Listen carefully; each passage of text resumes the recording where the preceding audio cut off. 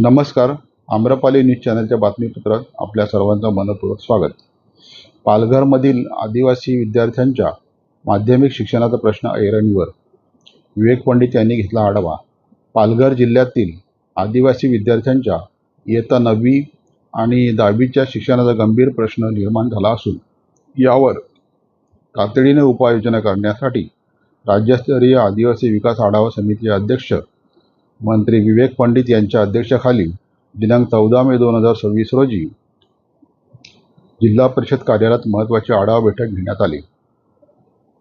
एकही विद्यार्थी प्रवेशापासून वंचित राहू नये आणि त्यांना गुणवत्तापूर्ण शिक्षण मिळावे यासाठी प्रशासनाने युद्धपातळीवर प्रयत्न करण्याचे निर्देश त्यांनी यावेळी दिले.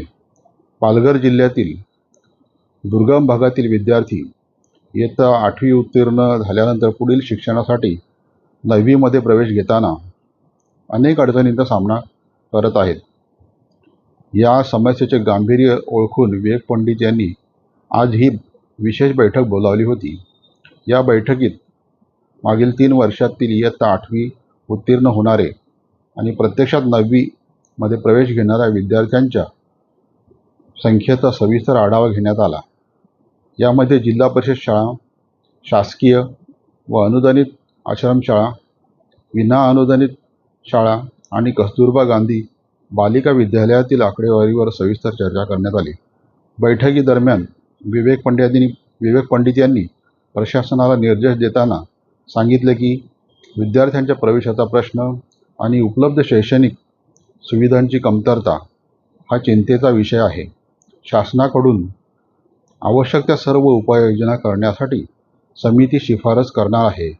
मात्र स्थानिक पातळीवर यंत्रणेने अधिक संवेदनशील राहणे गरजेचे आहे.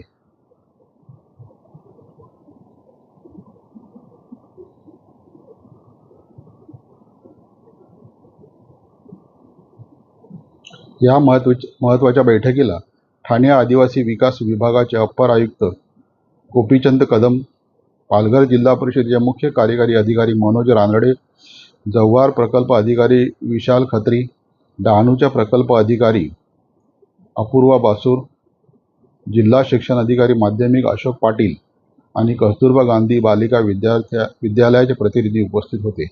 तसेच श्रमजीवी संघटनेच्या अध्यक्ष सीता घाटाळ, सरचिटणीस विजय जाधव, पालघर जिल्हा अध्यक्ष सुरेश रेंजड, पालघर तालुका अध्यक्ष नरेश वरठा, सचिव शंकर वरखंडे, वसई तालुका अध्यक्ष निलेश वाघ, पालघर जिल्हा सचिव गणेश उंबरसडा, कैलास तुंबडा आणि विवेक पंडित यांचे स्वीय सहाय्यक सुहास मुकणे आदी मान्यवर व कार्यकर्ते या बैठकीस उपस्थित होते.